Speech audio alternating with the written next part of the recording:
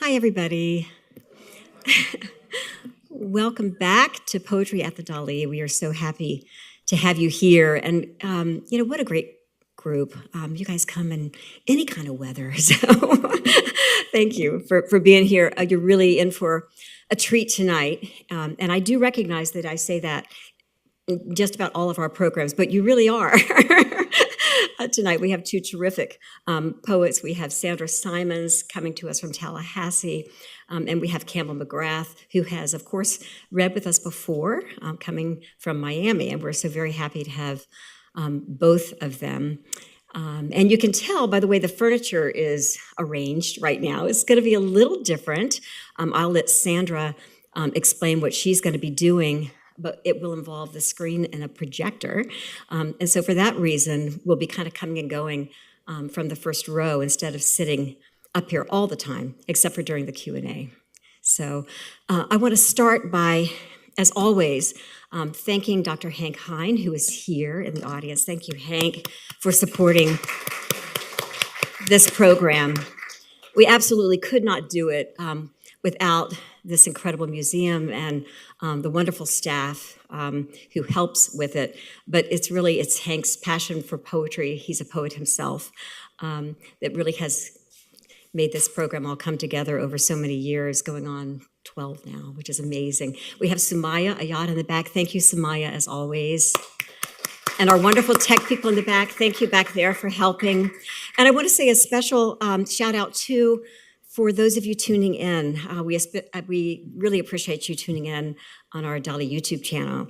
Please know if you're ever in town, we'd love to have you come and be part of our audience here. But otherwise, it's great to have you tuning in that way. So thank you also to the city of St. Petersburg for supporting this program. It's a tough time, right? The world is hard right now. We all know it. We all feel it. And I was determined to try to write a positive poem because, as you know, Hank usually requests that I read a poem at the beginning of my own. But I decided tonight that really somebody else does a much better job with a positive poem than I can do, or at least than I've done so far. And this is a poem that I especially love by a Polish writer named Adam Zagajewski.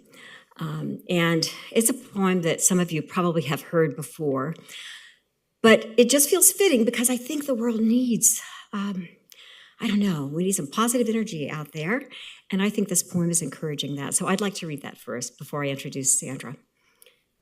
This poem was published in 2002, and it is called Try to Praise the Mutilated World.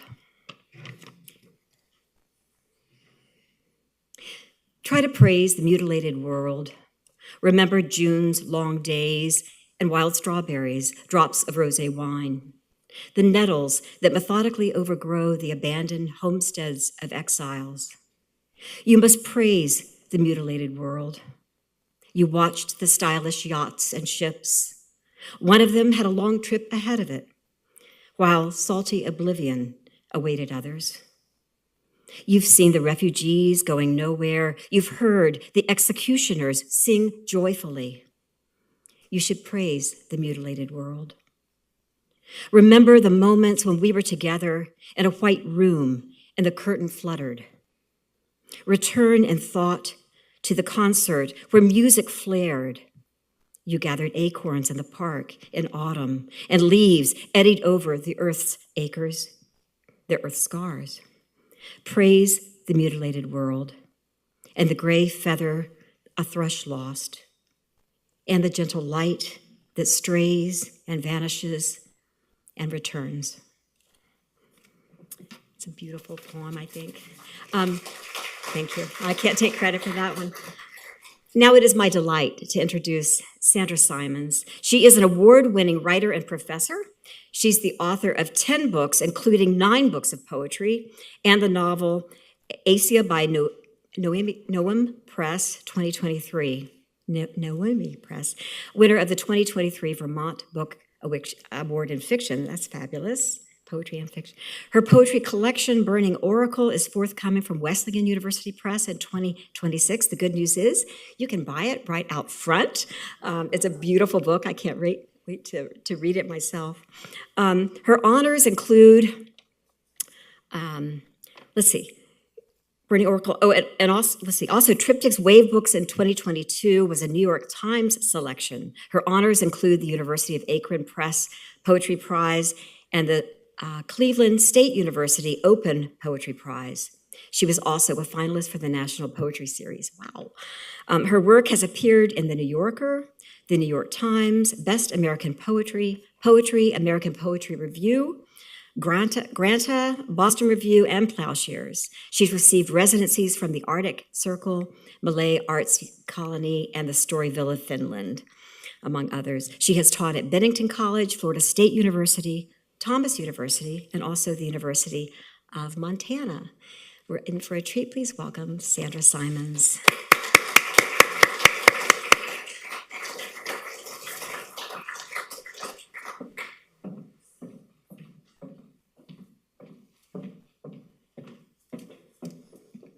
Hi, can you hear me? Great. Thank you, Helen, for the introduction. Thank you, Dr. Hein, and also I'm really excited to read with Campbell McGrath. It's awesome to be at the Dali Museum. It's a beautiful space.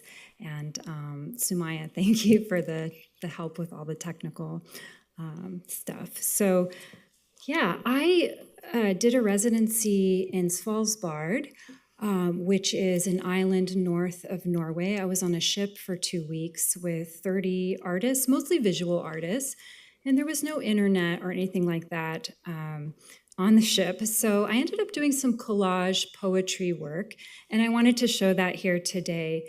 This series is called Alarm, and it's, I think, sort of a meditation on the Arctic space, which was quite beautiful, and also the environment. So I'm going to show that, and then after that, I'll read a poem from Burning Oracle. Okay? All right. So. Alarm. On 4 February, ice crystals blaze and glitter.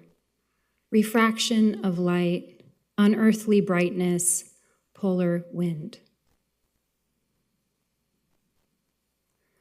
On 30 October, cauldrons full of shapes and colors, brilliant mirages and unsettling distortions of distance, economies of time.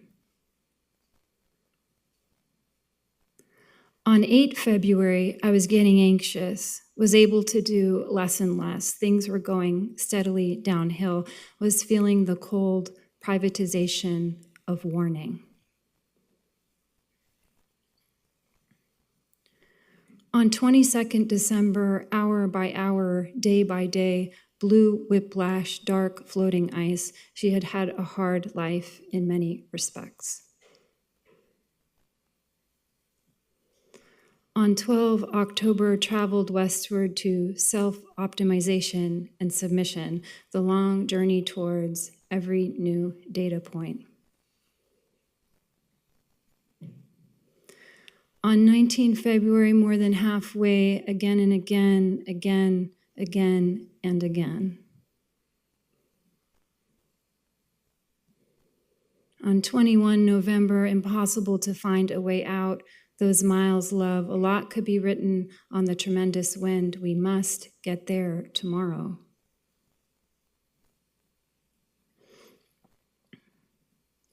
On 28 January, the world was becoming a blur of pure blue depth and alarms.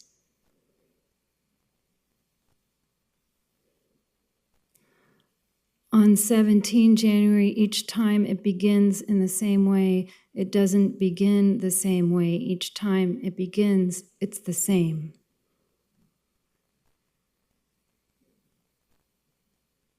On 7 December, sirens appear with the last of their energy. Dear, dear heart, there's something so astonishing about a device for organizing feelings.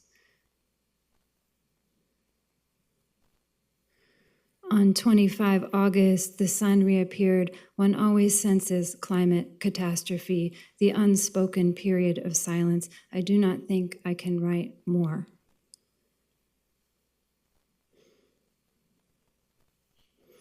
On 10 December, lunar highlights, crests of ice, a sense of being lost, a brutal metaphor for a figure dark in a world.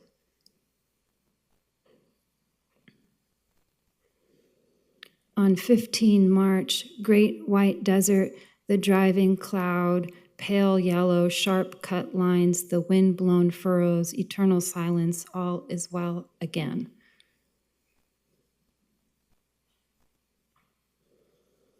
On 5 January, climbed heights, minor undulations, immensely disturbed coastline framed the clear sea beyond.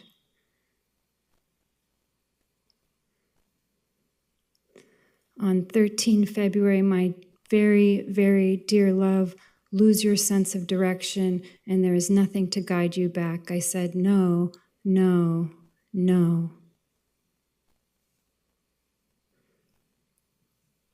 On 21 December, great solitude, a ghostly glimmer, the ship went mad.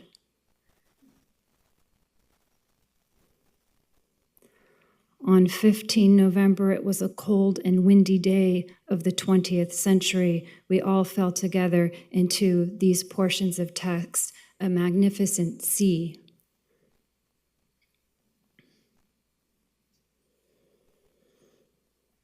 On 5 January, that long night of refraction phenomena causes mirages, extraordinary breathlessness. They had lost a sense of scale.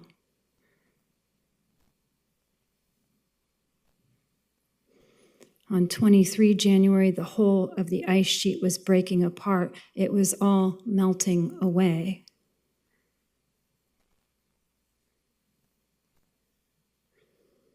On 29 March, a whirling drift blew their lives away.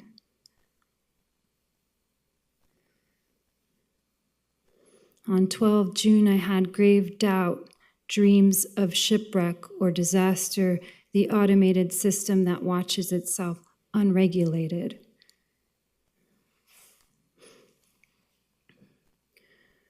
On 2 September, she was an artist, sometimes of melancholy. There are things about it I'm not sure I can face.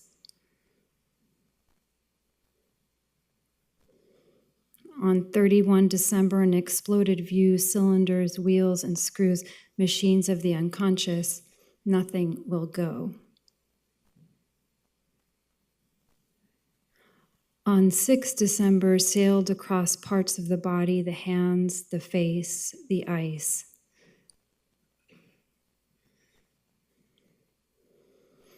On 13 April, the day passed slowly. They watched the heaving ice, dark waves thrashed to foam. On 8 December, you and me, the tempest rages. Now it's you and me, the weather, oh.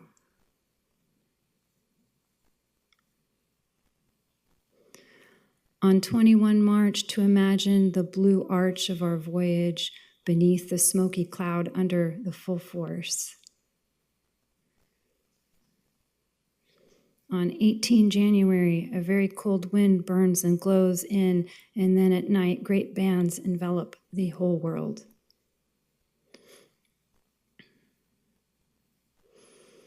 On 18 March, throbs of motors, shouts, screams, and curses, the sound of alarms. This was the end.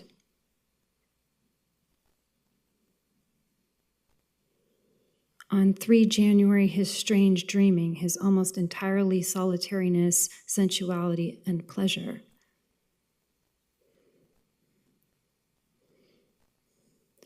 On 5 February, I must confess extraordinary uncertainties.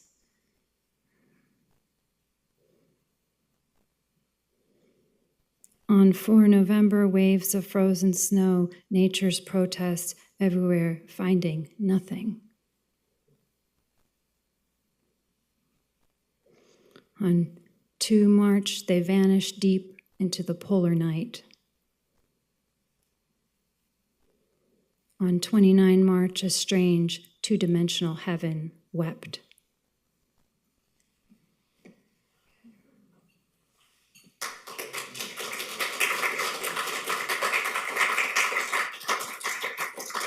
Thanks. If you're wondering what to do on a ship with no internet and a few vintage books and a book on alarms, that's what happened to me, and I was very happy for that. So now I'm going to read a poem. This is from my new book, Burning Oracle, and it's a book-length poem, so it's very difficult to read from, but there is a poem in the middle that's kind of an interlude, and the book is about a pilgrimage to Paul Celan's grave. Paul Celan was a Holocaust survivor, and I have family that are also Holocaust survivors, so that's really what the book is about. But this poem is called The Unknown Woman of the Seine, and it's about a 19th century teenager who was drowned in the Seine River in Paris, and her death mask became a kind of art object for early 20th century philosophers. And so I think I wrote like a feminist, I hope, a feminist poem around that. So I'm going to go ahead and read that poem now. Right.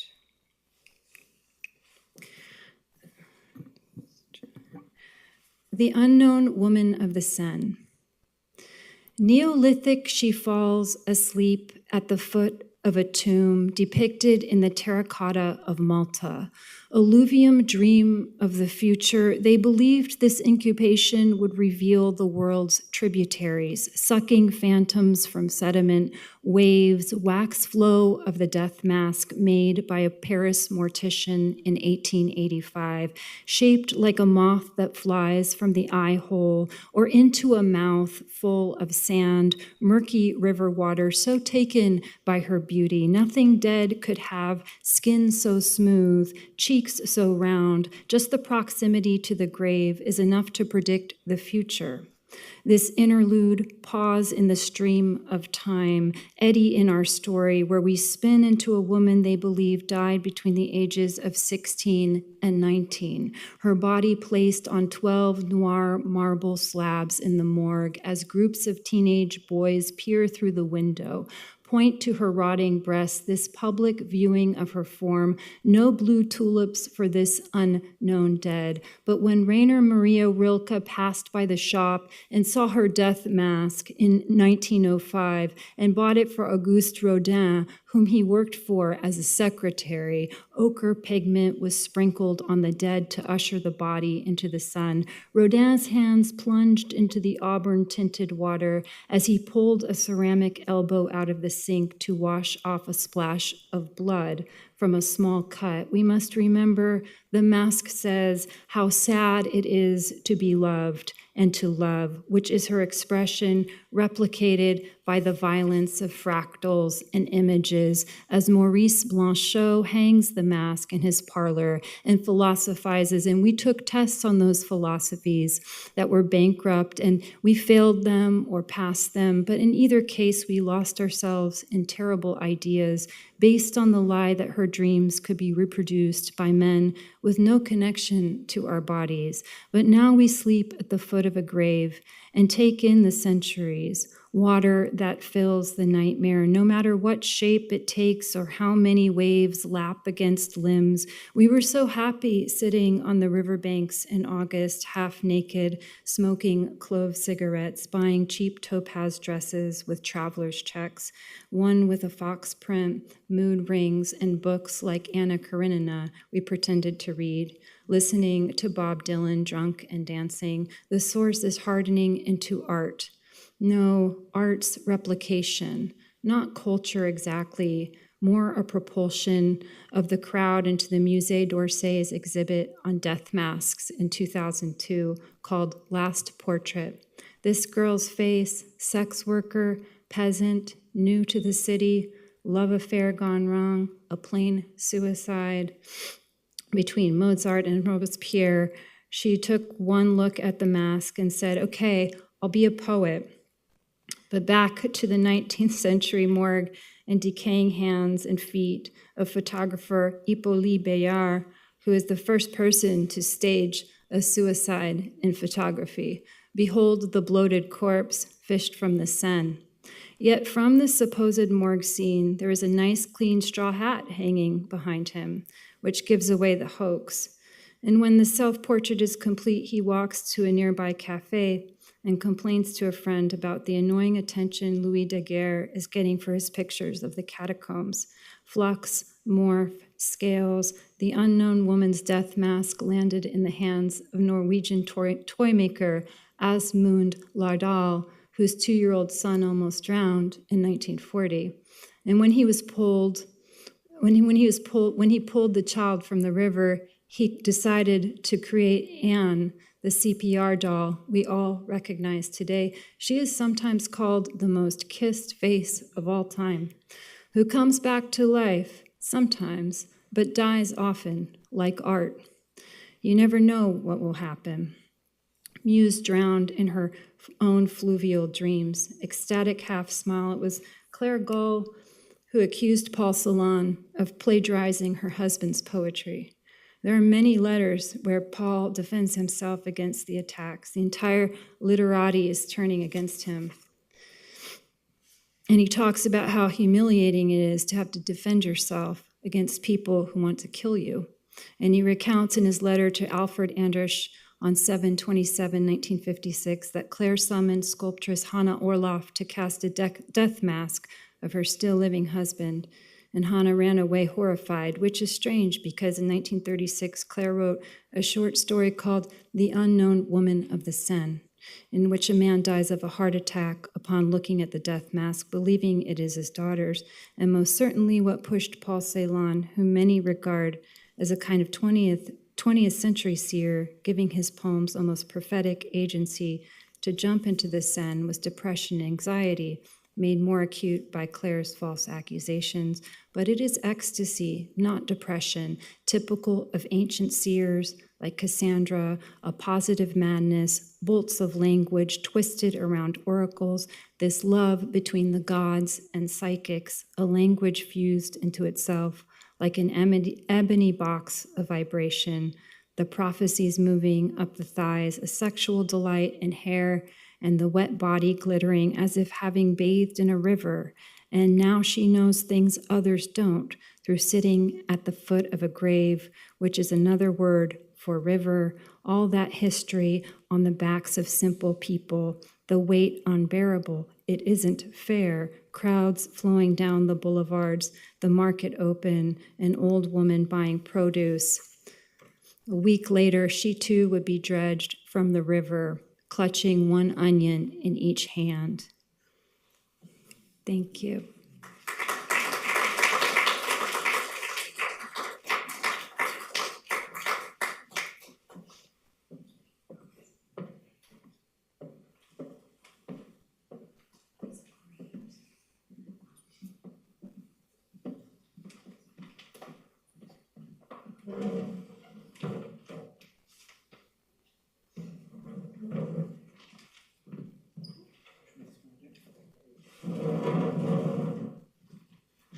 Sandra, that was a terrific reading, and I can't wait to hear the collage process and your trip. So thank you so much for reading. I'm sure a lot of people will have some questions for that. This is the first time we've had that kind of show of the collage process. So I look forward to exploring that more, and I'm sure others will too. And now we have the pleasure to hear Campbell McGrath. Campbell, have you been here just one other time, or maybe twice? It was a while. Yeah, okay. Yeah, gosh. Well, it's wonderful to have you back. Campbell McGrath is the author of 12 books of poetry, among them Fever of Unknown Origin, published by Knopf in 2023, and XX, Poems for the 20th Century, published by Echo Press in 2018, which was a finalist for the Pulitzer Prize. Wow. He has received major prizes for his work, including the Kingsley Tuff Award, a Guggenheim Fellowship, a MacArthur Fellowship, a USA Knight Fellowship, and a Writer a Brenner Fellowship from the Library of Congress. His poetry has appeared in scores of literary reviews and quarterlies and in over 75 anthologies, along with periodicals including Harper's, The Atlantic, The Nation, and the op-ed page of the New York Times.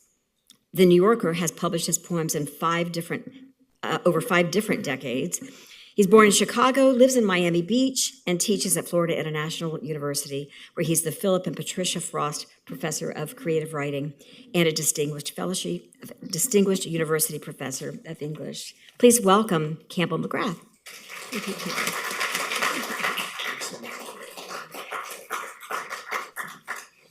Thank you, Helen, very much. Thank you, everybody, for putting together this series. And anybody who does any work of putting together a series, a magazine, editing, it's like, it's the hard work of poetry land, whereas writing poetry is really the easy work in poetry land, and it's just fantastic. I'm really glad to be back here. And I thank y'all for being here.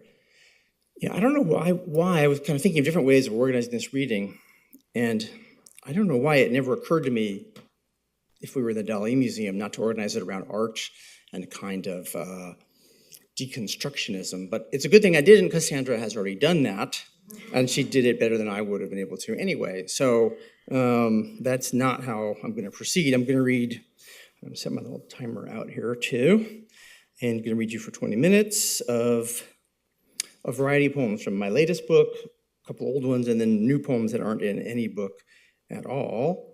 How do I make my phone work? I'm sure I'll figure it out eventually.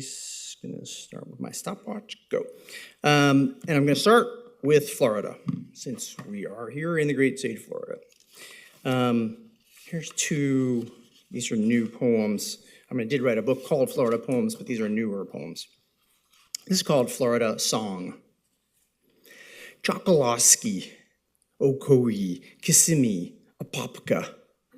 My song is too heavy with consonants and vowels. Too many flowers, too many clouds. My heart is full of mockingbirds, my body sewn from termite wings. My mind is an indolent breeze through cabbage palms at night, but my soul is water stained by moonlight. My soul is moonlight on the sea.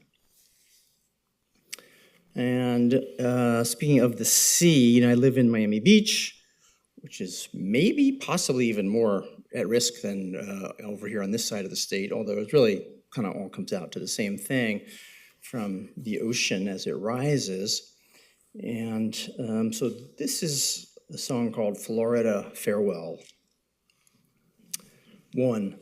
If I were a rich and patient man, I would buy up territory in the Poconos and the Blue Ridge Mountains and wait as the coastline drowns for the people to arrive.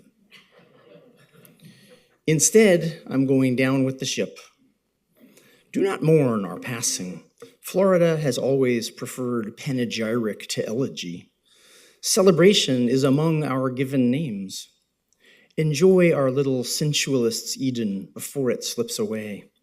Come touch the elephant. Come to ogle. Come to gawk. But try, behind your mirrored smile, to profit from our demise. Build on stilts. Learn to ski. Find your solace elsewhere than the sea. 2. Into the ocean, one step, a dive, and then impact, and then transition. What could resemble that unsanctified baptism? Going under, I scream into its otherness, a howl of relinquishment, pure balm. Encountering the incommensurable, swallowed and swaddled, resisted, reimagined, remade. Nothing else in my distinctly secular life ever whispered in my ear that I was born for an earthly purpose. Nothing else instructs me that we are destined for communion with whatever it is the ocean is or recalls in deepest memory.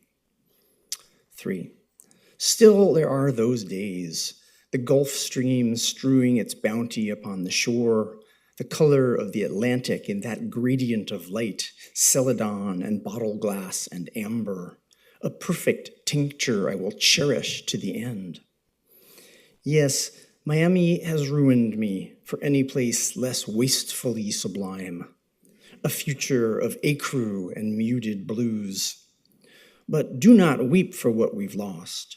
Do not add a single teardrop to the flood.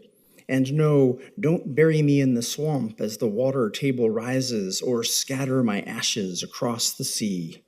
Let the ocean come to me.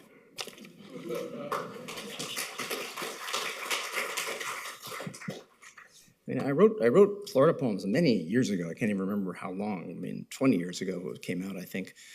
I hadn't written, therefore, about Florida in any kind of organized way. Although I live here, so I do occasionally touch on it. But if it's come back to me, I have a whole section in a new book that I'm working on. It's all about Florida again. And, another place that I have been writing about a lot is Ireland, from where my family originates once upon a time. And I'm going to read a poem about that, a poem about my mother's here tonight. And this is the poem not about my mom, but about my mom's mom, and really about my mom's mom's mom. So it's about my Irish great-grandmother and grandmother, and then my Irish-American mother. But it's called The Ladder. The past, a dust-covered shoebox recovered from my mother's attic, does not open easily. Webs of duct tape, the ladder one must climb into the unfinished attic, hot as a coffin. Going up, the light bulb shatters against my skull and the shadows deepen. But in the end, it yields, and photographs spill across the kitchen table like playing cards. She in her beautiful wedding dress, my father in the uniform of youth. There I am, with a cap gun and cowboy hat on Christmas morning some geologic age ago. Further in, deeper down, to the antique black and white images, yellow margined, crimped with age, backed with carefully penciled notes. My grandmother beside the cottage in Donegal. My grandfather, newly arrived in America, on a New York City rooftop with two friends nobody remembers the names of. Donegal, that green archaism, and Manhattan in the 1930s, polyglot dynamo, all that was great about the 20th century fermenting in its democratic casks. And there, in a battered Irish tintype, is my great-grandmother, Margaret McGuire. I've never seen her before. I've never even thought to imagine her. Widowed young, turned away by her husband's impoverished people, with 3 daughters to raise and only the needlework to keep them, monogrammed handkerchiefs and lace-edged linen tablecloths. A life beyond my powers of narrative comprehension, notations I cannot translate from ancient script. Donegal derives from the Irish Donegal, dun meaning fort or tower or castle, and gal meaning foreigner, outlander, stranger, in memory of the conquerors who occupied it.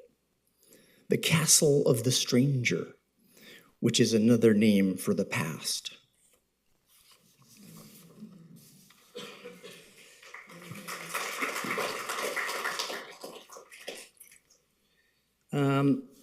This is a poem that is also about something I share with my mother, which is the name Campbell, because Campbell is her maiden name, and that's how it became my first name. And this poem is called Campbell's Tomato Soup. Begin with the flavor, which is not rank, but insipid. Made with water, it tastes of a rusty farmyard pump.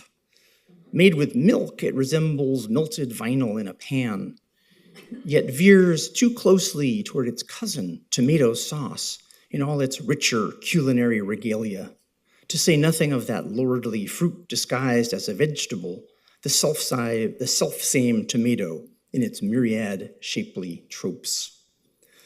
The larger question is existential. Why soup? As a snack, it's too much, too fussy, a hassle. As a meal, it leaves you hanging, perplexed. Certainly, I have sampled delicious soups in my day. Split pea and lesal in the autumn of 1985. A tureen of Tibetan lentil and potato chowder after escaping a blizzard in Durango, Colorado. But when I summon the flavor of Campbell's soup, I am propped on pillows with a terrible cough, home from school, watching game shows on TV. Soup is a peasant artifact steadily vanishing from our lives, as illustrated in the financial section by the travails of the Campbell's Soup Company, their offerings rejected by the modern marketplace as drab, old school, too salty, out of touch, though for me the problem remains the name. Despite its ubiquity, Campbell poses a phonetic puzzle, mysteriously pronounced, hard to spell, derived from Scots Gaelic, meaning crooked mouth. Why crooked? Was it the soup? The only compensatory value I've received for sharing a moniker with its iconic red and white can is when ordering takeout food over the phone, at which time I invariably give my name as Campbell, like the soup. For decades, a foolproof formula, a passkey, a universal monad like Elvis or Shakira.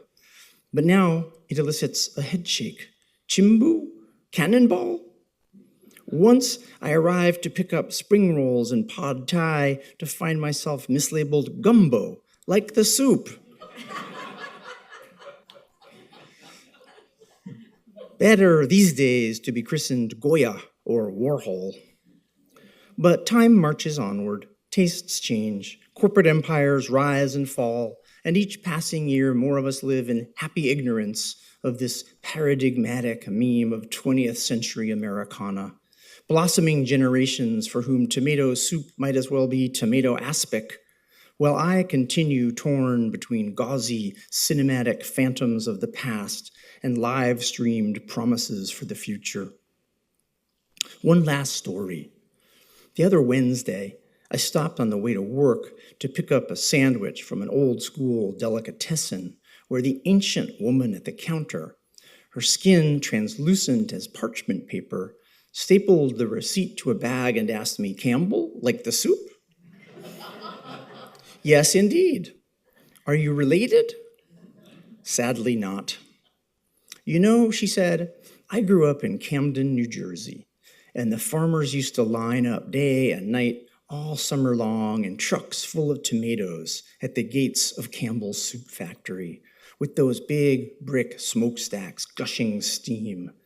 It was a long, long time ago, but I still remember the delicious smell of tomato soup on every block in the neighborhood.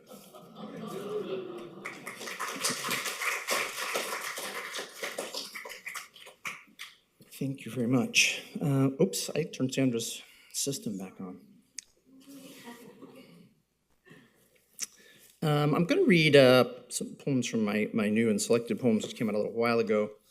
And this one is called Books. Books live in the mind like honey inside a beehive, that ambrosial archive, each volume sealed in craft-made paper, nutritive cells, stamen fragrant, snug as apothecary jars. Like fossilized trilobites or skulls in a torchlit catacomb beneath an ancient city, Byzantium or Ecbatana, or Paris at the end of April, when vendors set their folding tables filled with lily of the valley beside every metro entrance, and the women coming home for work or market, scented already with the fugitive perfume of muguets, carry handheld bouquets like pale tapers through the radiant, rain-washed streets at sunset. And then it is night, half the world ruled by dreams, from which arise narrative forms, riddles, fables, myths, as mist lifts from mountain valleys in autumn, as steam belches from fumaroles in benthic trenches, to whose sulfuric cones strange life forms cling, chrome green crabs and eyeless shrimp, soft-legged starfish, sung to sleep by that curious cousin of the hippopotamus, the whale, who, having first evolved from ocean to land in the ever-eventful Cretaceous, thought better of it, returning after millions of years to scholarly contemplation in the mesomorphic, metaphysical library of the sea. It's one of those poems you make up out of a kind of interesting fact you learn, like, wait, whales used to be, first they were land animals, then they became animals, then they came back. I mean, they were aquatic, they came to land, then they re-evolved backwards into the ocean. That's a lot of evolutionary action. I'm going to read two little short poems from my latest book, Fever of Unknown Origin. This first one is called $14,000 Watch. Got caught staring past the guy 3 stools down at the bar, and he says, "You like it, huh?" Flashing his wrist. 14 grand. And I nod, not wanting to say I was watching shadows flicker across the wall behind him, thinking about human suffering.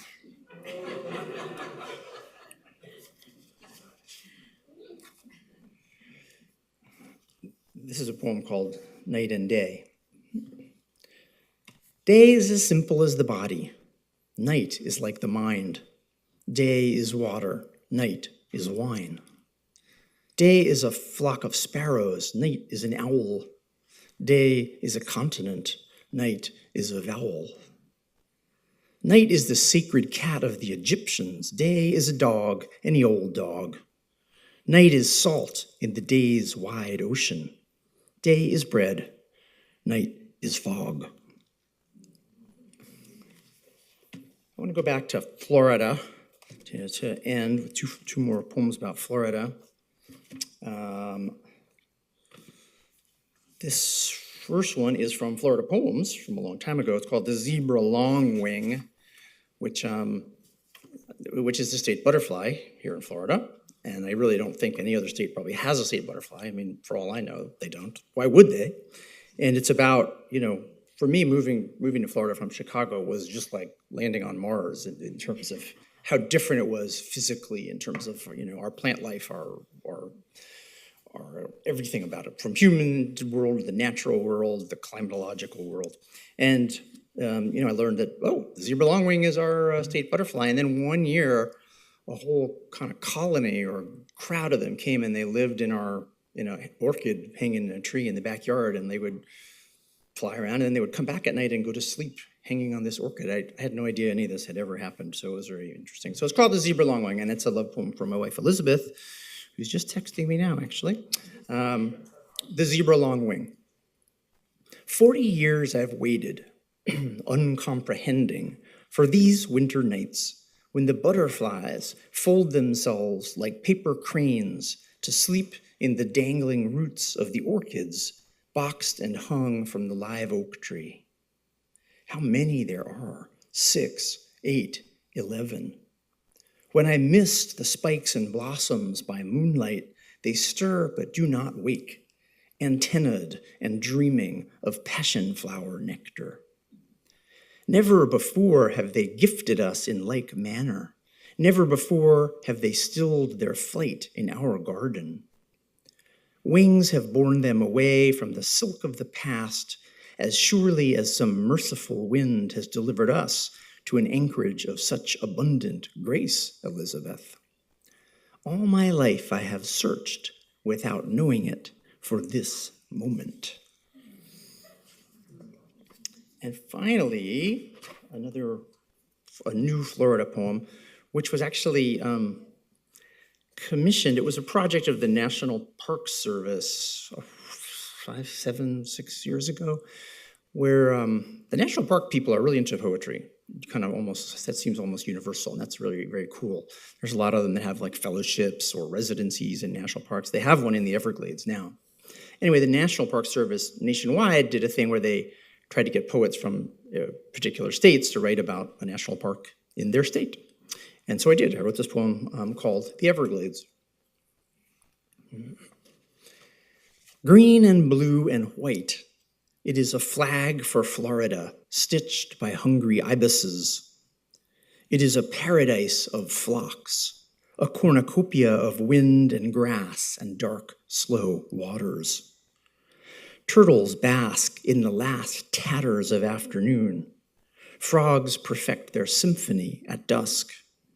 In its solitude, we remember ourselves dimly as creatures of mud and starlight. Clouds and savannas and horizons, its emptiness is an antidote. Its ink illuminates the manuscript of the heart. It is not ours, though it is ours to destroy or preserve. This, the kingdom of otter, kingfisher, alligator, heron. If the sacred is a river within us, let it flow like this, serene and magnificent forever. Thank you very much. Thank you, guys.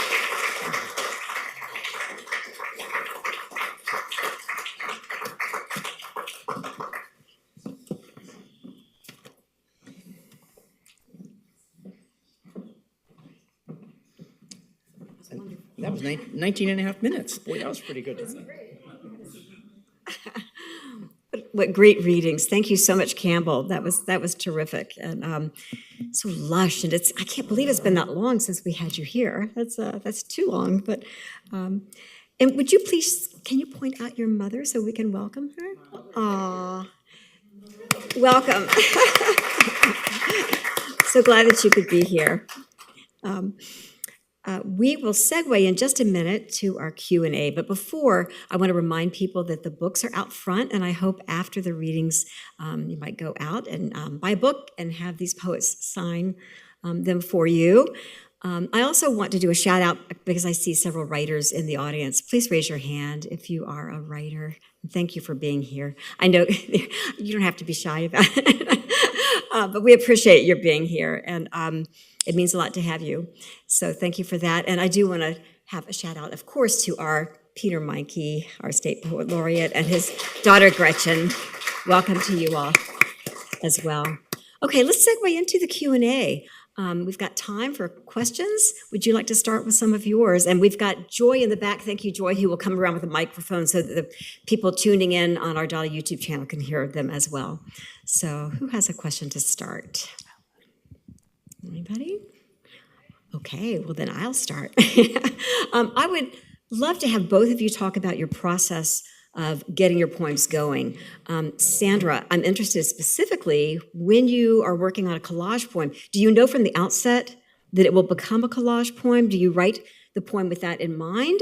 Or kind of tell us about the process, if you will. How does that work? And including the revision part of it, because I'm curious about, do you revise the poem on its own, or do you revise it after you've seen it coming together as a collage on paper? So it should be, yeah, might have to tap it, turn it on. No, let's see. Now? Oh, exactly. It's working? Yes. Okay. You guys can hear? Yes. Yeah, there's no revision process. Oh, wow. So you can't I don't revise. So all it is that I think of it as art, and I make the visual aspect, and then at the end, I find language in the book that I'm using and cut it out, and sort of intuitively put it into a poem. So the collages that I showed were I did them all on the ship. And the process was I think because I had no internet, it was a very intense process. There was a lot of time, hours and hours of time in the Arctic. Yeah, a lot of snow, a lot of ice, polar bears, and collaging. So it was pretty fun. Yeah. And yeah, it was great. But I don't think of it necessarily as the same way I'd write a poem like the second poem that I read. They're just different. So you start with a book. Yeah, I have a book, and I cut the images and do the imagery first, and then I have a little, I don't know if you noticed, but there'd be a little place, and then I do the poem. Yeah, so cut out. Fascinating. Yeah. Wow. And a random book, or is it a book that you have already identified as one that might be good for this? So to the Arctic, I brought a book about the Antarctica. It was a vintage book. It was the closest that I could get. There are no penguins in the Arctic. People confuse the Arctic is north and Antarctic. There are penguins down there, but there are no penguins up there. And there is a penguin accidentally in these collections, like a purple penguin. So it's wrong, but it's okay. Yeah. So yeah. And then it was very close. It was a very small ship, sailing vessel. So I only took that book and then a book about, like a critical theory book about alarms.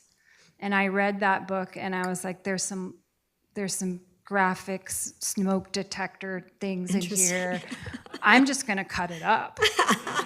So I read it and then cut it up. So that was my process. Fascinating. Yeah. So even when you put it on the page, there's not any real revising going on with moving the words or revision. images You just around. have to go, like Franco Harris said, you got to go with your. Oh, that's so go with your interesting. gut. Yeah, Wow. that's how it worked. Yeah. Yeah. Okay. Yeah. Interesting. Thank you. You're Thank welcome. you. Campbell, how about you? Can you talk a little bit about your writing process, including any revision that comes along, if you will? That's a nice narrow question, right? Well, I mean, revision, I agree with Sandra, though, that like I there's a lot of really cool, I think, visual art, poetry kind of hybrids going on these days. It's like, what's very interesting. And I think that since it's kind of, to me, mostly a visual artwork at the end of the day, so I like the idea of not revising it personally. I think that's kind of cool. I mean, but a regular poem, you do revise just kind of inevitably, because you're revising it even as even as the first draft's emerging, you're already kind of revising your thought as like, once you've written 2 lines, you're like, oh, this could be the next line, right? Because the poem's always suggesting what it's becoming to you as you're writing it. And then you get a nice first draft at the end of that, and then it's anywhere from, 2 more to 200 million more drafts. And, there's no limit. There are some poems that kind of announce themselves and arrive pretty quickly, but there's a lot of poems that you write and you keep them in a desk drawer, which nowadays is actually a computer file, and then maybe they've been there for 5 years, and maybe they've been there for 10 years, where you open them up every now and then and you poke at them and you're like, there's still something that needs to be done, and I don't know what it is right now, or I can't access it. But I know I will someday, hopefully. Yeah. And so you go back to it again and again. There's no rush to get anywhere in poetry land, It's like it should be a really mellow, peaceful place, like where the process is the reward. I keep talking to students. I'm always like, look, we're trying to get your first book published, but just so you know, the reward of getting a first book published is now you get to start over and write book number 2. And, the new page is always blank. And the poems in your first book don't help you, like little soldiers, write the second book. So, the reward for writing poems is you get to sit in a room and write more poems. So might as well take your time and enjoy it. Interesting. I agree. Yeah. So along with that, with your poems, Campbell, do you, when you do go back to those poems to revise, sometimes I think it's very difficult to open a poem back up again, especially if it's fairly far along. How do you find that you get back into the poem? It's a tricky you're right. thing. No, you're right that it's more complicated than I made it out to be. In that I also think, maybe because I'm older now, but like I do think you shed your skin as a writer. So there's definitely like poems that you look at and you say, I can't revise that poem because I'm not that person anymore. I'm not that writer. I can't. I can see what I did here, but I can't reimagine myself into it. But I think, so I definitely feel like as a younger writer, nowadays, I think because I'm older, now I can probably go back and pick up anything I've done in the last 20 years and still do something useful with it. But I couldn't pick up stuff in my first few books and do anything. I'm like, oh, I remember that wrote that, but I'm not quite that person. So I can't really get into the language and be exactly there with the poem. But so that's one thing. Sometimes when if you're trying to revise something, maybe it's like maybe that you just you and that poem have kind of sailed too far apart. And then the poem's on its own. And the way of doing it, does that become also an auditory process? Do you actually read the poems aloud or some of the language? I think you do, right? I mean, any poem you're writing, at some point, you're reading it aloud to yourself. Yeah, I mean, I think that's extremely important to read it and to revise through sound. Yes. Absolutely. I think so too. I mean, you know. Sound and sense. I mean, both. Right. Both are important. Because, you know, we're in obviously poetry was an oral tradition for unknown tens of thousands of years before writing was invented. So it's very old, the oral tradition. And now we definitely are a text-oriented culture, right? So when you say poetry, you think of a book and, you know, you're going to look for words on a page or maybe on a screen. But that oral tradition is there. And so if you're not tapping into it and remembering that poetry should be both things, then it's more like there's multiple dimensions, and ideally your poem is a sonic construction as well as its sense and meaning and everything on the page. And so along these same lines, and then I do want to hear from any of you all if you have questions too, but Sandra, with your, the last poem you read, that is part of a book-length poem, would you mind talking a little bit about that in terms of revising parts of that? How did you, is that different? Do you do it section by section? Do you go with a level of language and read it out loud? Are you looking for imagery? If you could talk a little bit about your process of that. You mean creating a book-length poem? Like the process of yes, that? getting the ideas for it and drawing them out and then also revising. I mean, it's just a long, protracted, like, horrible process of misery. No, it's hard. And, writing a book-length poem is kind of, I think, like writing a novel. So you have to start thinking about character. I have characters in this book, elements of balance and things like that. So you're thinking differently than a short poem, like a short lyric poem. I think in a short lyric poem, you're thinking, how do I open this? How do I end it with like a banger? How do I make every line count? I think long poems, book-length poems can be very boring. So you're fighting against like the tedium of a protracted long poem.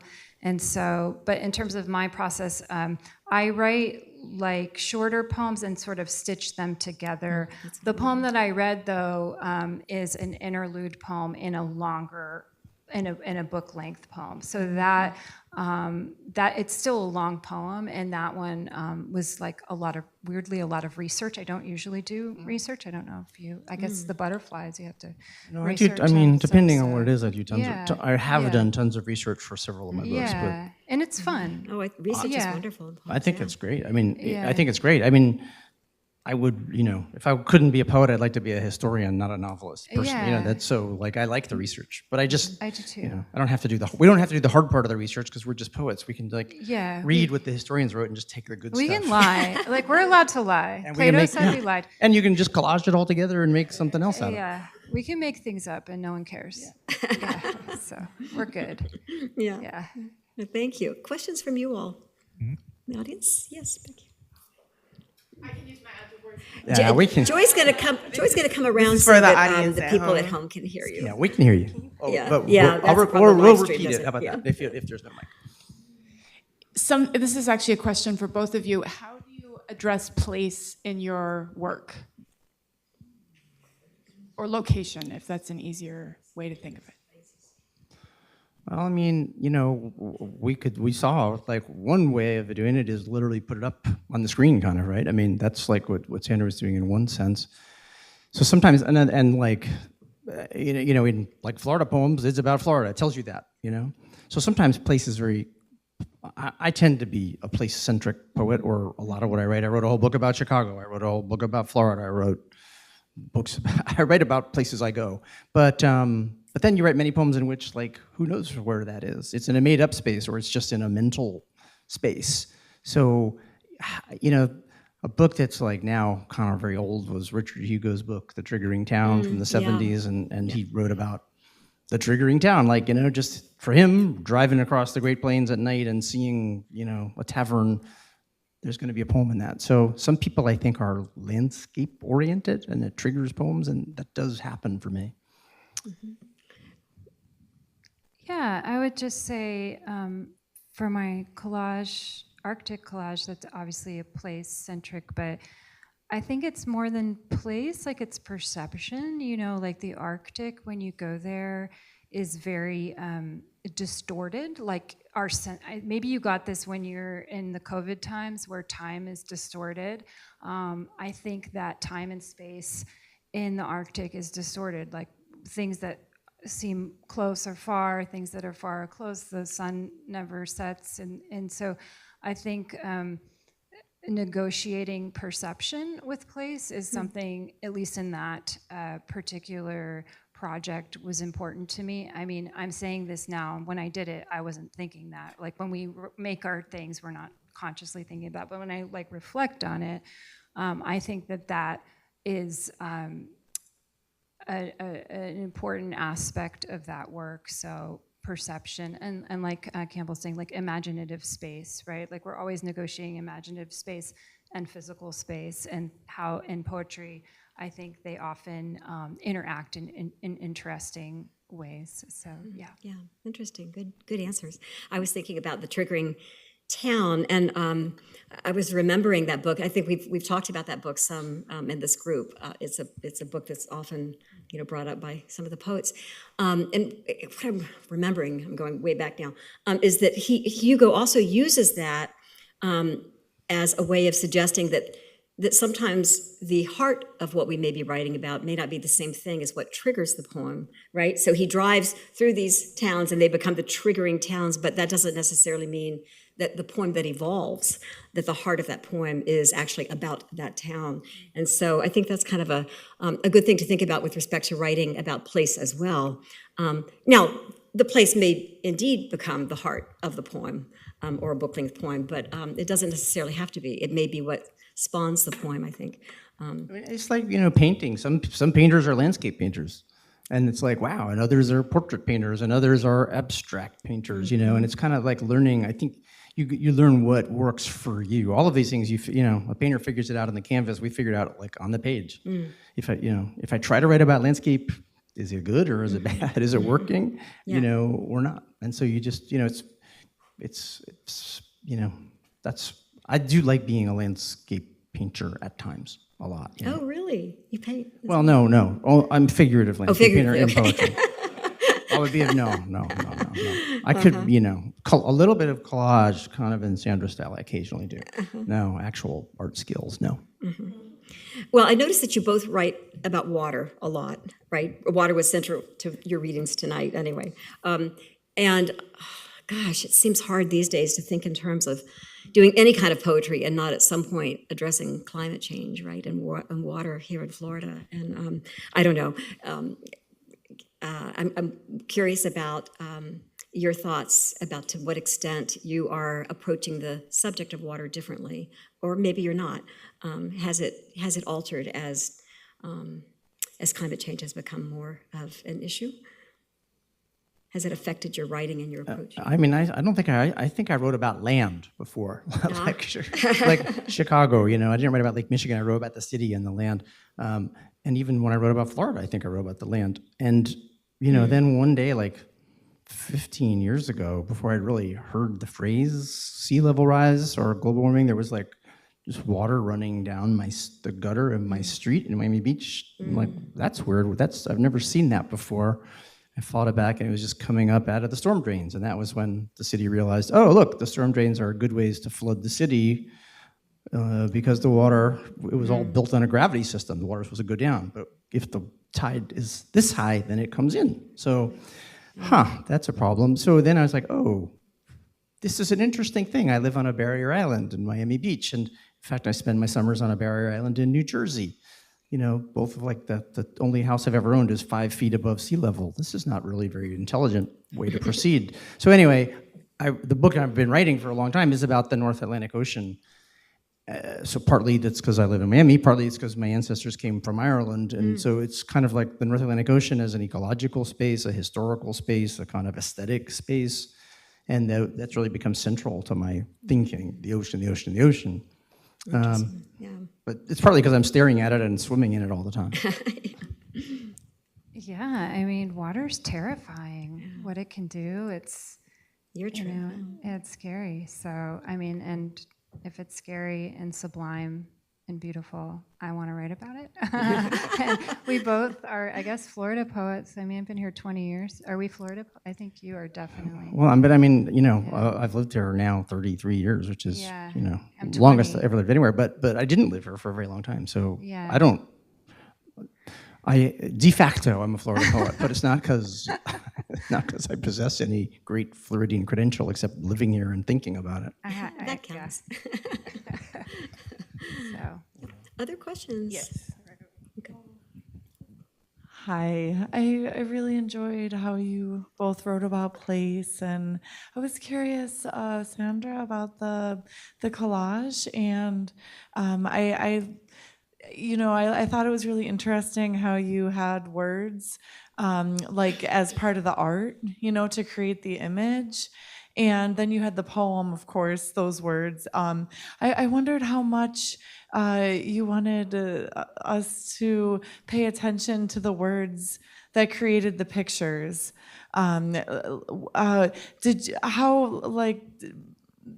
Did you find words, because obviously a lot of those words were cut off, but were there words in there that spoke to the poem too? I thought it was really interesting, the poem, and also how I felt surrounded by words, and also it created that immersive feeling of like being surrounded by water, and it was all very interesting. Good point, yeah. Curious about the words surrounding the poem. Thank you. Yeah, great question. Let me think about that. So, That's the question I wanted to ask you too. yeah, okay. Thank you. Okay. Yeah, so I don't know if I can provide a really satisfying answer, but I think art is made sometimes with limited resources, and that is a formal constraint, right? So like I had 2 books. There were a limited amount of images, but I cut up the words, like the text, into different shapes as a kind of way to create another sense of imagery. Mm-hmm. So, but with that said, they're from the books in which the text the poems are pulled. So there's some kind of sympathy, or I don't know if that's the right word, but like congruence maybe between the language of the words you're talking about as kind of visual imagery and the poems, because they're all written by the same person. So in a sense, it kind of creates a unified, I would say some kind of unified field of language. I didn't think you should necessarily read those, but I suppose if they were hanging up in a gallery or something like that, then if you had the time and effort, then it might be somewhat fruitful. Yeah, but that's a good question, and I hope that's a somewhat satisfying answer, yeah. Mm-hmm. Thank you. Yes. Thank you. You both did a great job, and thank you for coming and reading your poems. My question is, as professional poets, what poets do you read for pleasure? And do you still go back and read some of the more traditional English language poets, whether it's back to Blake or Shakespeare or whatever? Do you still find that helpful in terms of style and cadence and language, and just pleasure in reading that? Or do your minds tend towards other kinds of reading to inspire your poetry? Good question. I mean, I certainly do a lot of reading that has nothing to do with poetry. Tons of, history and natural history and stupid novels. I mean, good novels, but then also just like, I've been reading this series of novels about 2 Roman legionaries. I've read 10 of them in a row now. What's going to happen? And they're not well, particularly great, but I'm just hooked. So I read all that kind of stuff. In poetry, I certainly do read I mean, I'm more of an Americanist, so I certainly go back to Emily and Walt, our great American kind of parental figures in poetry, and I read them all the time. And I do go back to Romanticism, so I would read Blake occasionally. I did something with Blake stuff, and I certainly read, Coleridge. Coleridge's conversation poems are like, to me, it's a small body of work, but they're just like kind of the most perfect poems in English. I love those. And then, but there's, so yes to all of the above, and the American 20th century, second half of 20th century was really rich poetry. I read that all the time. I mean, it's almost, there's so much contemporary poetry that it's hard to even keep up with it. There's so many people writing books, very good people of all sorts, but it's you got to, you want to hear what's going on and know, and if you teach, then your students will let you know what they're reading, and then you say, okay, if they're reading it, I better go look at this.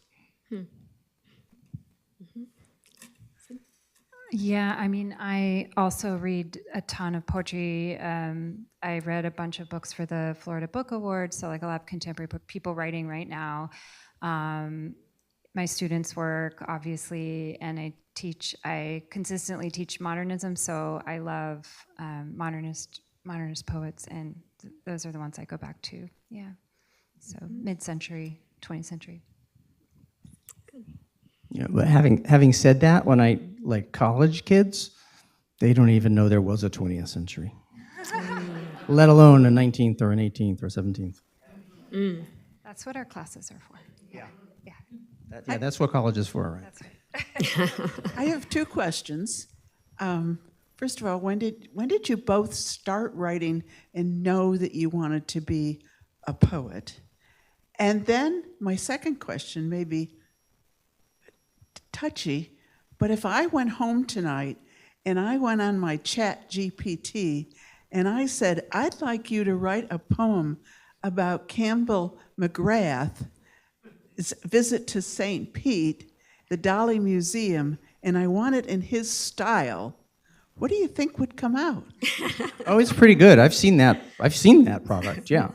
I mean, like right when ChatGPT, I first heard of it, so whatever that was, a year or two ago, a student said, hey, I asked ChatGPT to write a poem in the style of Campbell McGrath. It was really bad, but it was a little, because it was like had rhymes, it was weird. But my son did it like 6 months ago, and it was pretty good. Mm-hmm. It had a lot of Campbell McGrath memes and tropes floating around, like under the all-night lights at the grocery store. I'm like, okay.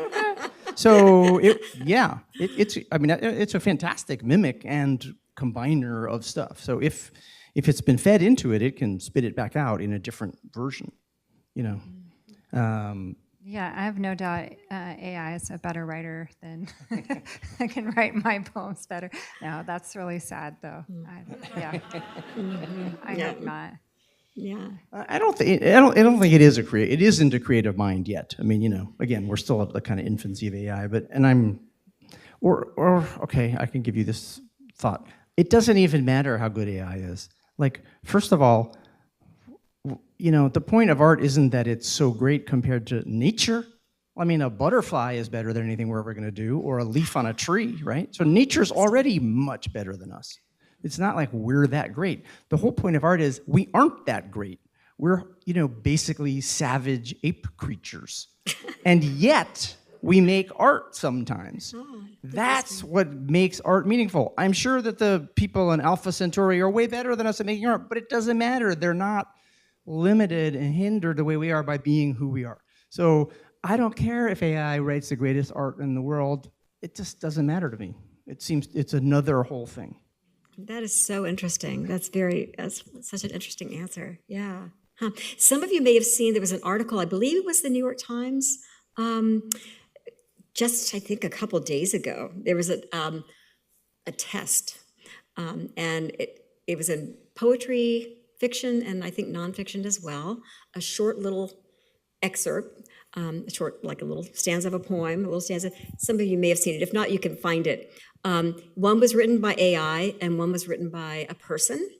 And it was a way that any of us could sit down and take the test by reading the two different options and saying which one you preferred.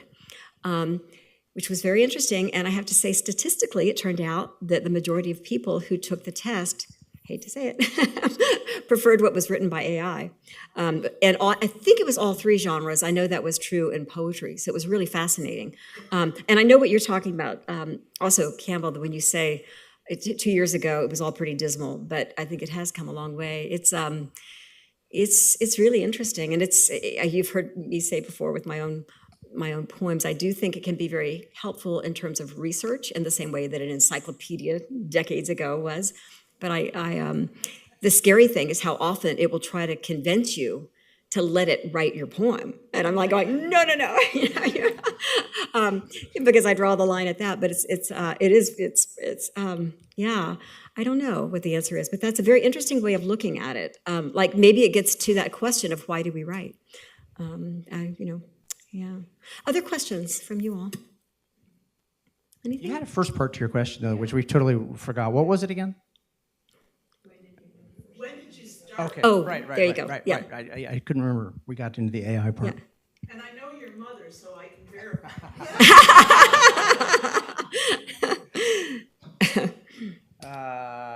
It's whenever she says it was. No, it was when I was a teenager. I mean, in high school I wrote a lot of poetry. Did I think I wanted to be a poet? No, I don't even know what that means. I mean, just something I've never really thought I wanted to be, kind of, because it's a weird. It doesn't make much sense as an identity, if you ask me. But because I think, a creative. I always was a creative person. It turned out that of all the types of creativity, the one I was actually good at was poetry. You know what I mean? Like, I liked it, and I was also like, this seems to be pretty good, as opposed to like my painting wasn't good and my attempt to be a musician wasn't good. So I'm like, I like this, and it's art, and I feel that all art is the same kind of impulse. So I'm like, I'm gonna go down this path. But I definitely started when I was 16 and 17 and 18, I was writing poems all the time, and anytime I had a choice in my educational thing to take a poetry class or a literature or a creative writing class, I'd always just take that option. Mm-hmm. Yeah, I started writing young too, like maybe 14, 15. And then when I went to college, I took art classes and creative writing was just less bulky. Like I didn't need all the materials and stuff, so it just felt portable. And right. so, That's a really part of my answer too. It's like, because like you try to like take a film making class and there's cameras, you have to use them, and they do the thing wrong. And I wrote like a play in college, which was student production, and like the lights don't turn on when they're supposed to, or the actor stumbles over the words. Like, what can I just control the whole process? Yeah. The poem, And like the artists were all into their own things, but the poets were like fun and, sorry, no offense to artists, but they were like, they were going out, they were having fun. There's a community around the poets, so I just was like, I'm all in. Yeah. Mm-hmm. Mm-hmm. Well, in approaching it as just that impulse to create, I think that's, and we're so lucky here in this museum. And of course we have Dalí, who is always into reinventing himself, right? And in fact, we're gonna have a big expansion, I hope, for this museum, and to support our education program here. And a lot of it will be looking at ways that as a museum we can grow to include more integration of the viewer being part of creating that act of the art, creating the art as the viewer looks. It's going to be interesting. Museums all over, of course, are doing more and more of that. But anyway, well, any other questions before we let these two poets go? One in the back. Oh, in the back. Okay. Was hiding. Sorry about that. Yeah, no. It's actually a follow-up to the last question. Do you think there's something essential to being a poet in a way there isn't for other artists? And I wonder that because, in part, you both mentioned that it's something you were drawn to from when you were very young. You never really, deviated from that direction. I also think to myself that of all the forms of art, of all the roles you can have, you think of aspiring actors and aspiring novelists and aspiring singers. I don't know that I've ever thought of an aspiring poet, right? One is either a poet or one is not. So, thinking about how to ask the question that she managed to get out much better than I did, what made you be a poet? I wondered, do you think there is something that is essential in a way that's different fundamentally? I don't tend to think so personally. I mean, I kind of believe art is art, and whatever vessel you pour your artistic impulse into, it's really the same. You know, having said that, obviously poetry is better than all the other arts. That's obviously true too. But As a collagist, I would. No, I mean, I always tell my students, poetry is a way of seeing the world.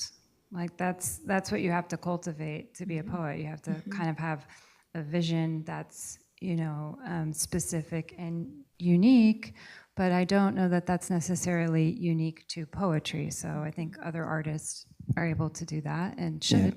I really think, I think there's a kind of mythos around poetry, like it's a gift or a magical thing. It's not, it's like you liked it and you've explored it. Like you might like singing, or you might like, a lot of people take violin lessons, but only a few people are like, that's, the path. Mm-hmm.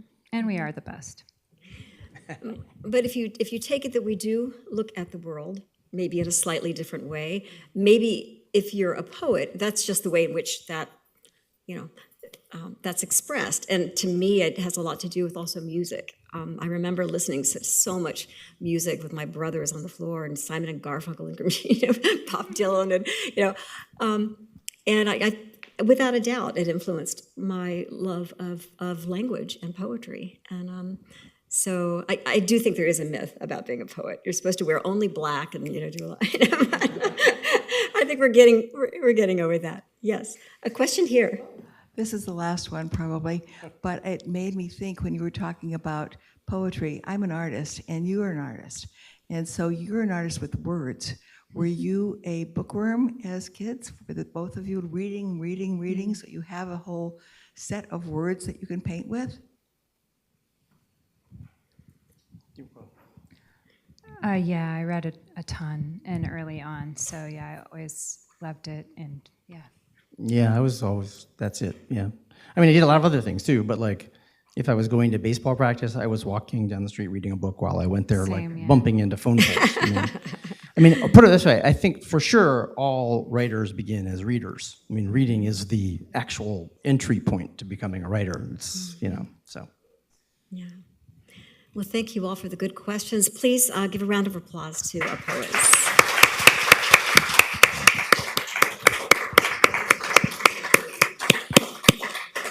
And please go buy their books. Thank you for coming. Next month, on April 9th, we will have poets Brian Turner and Erin McCoy. Erin was here in the audience. Erin back here.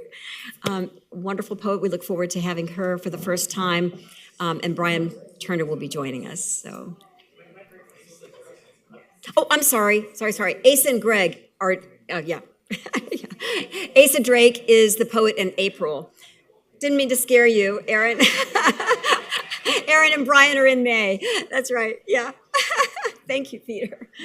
Yeah, Asa Drake and Sandra Simonds will be here. Thank you, everybody.